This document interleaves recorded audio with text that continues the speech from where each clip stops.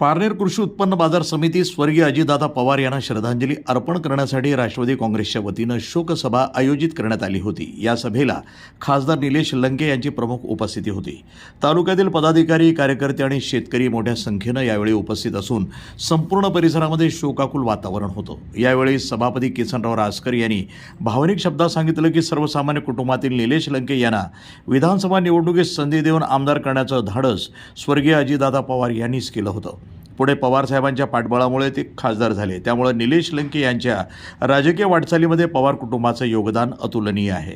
अजितदादा पवार हे केवळ राजकीय नेते नव्हते, तर कार्यकर्त्यांच्या पाठीशी ठामपणे उभे राहणारे आधारस्तंभ होते, अशी भावना शोकसभेमध्ये व्यक्त करण्यात आली।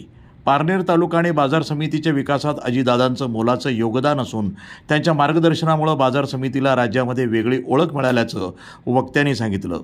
शोकसभेदरम्यान खासदार निलेश लंके हे अत्यंत भावुक झाले। अवघ्या काही क्षणात अश्रूंनी भरलेल्या डोळ्यातून त्याने अजितदादांना श्रद्धांजली अर्पण केली। अजितदादा गेल्यानं आपल्यावरचा आधाराचा हात हरपल्याची भावना उपस्थितांच्या चेहऱ्यावर स्पष्टपणे दिसून येत होती। News today 24 Ahilyanagar.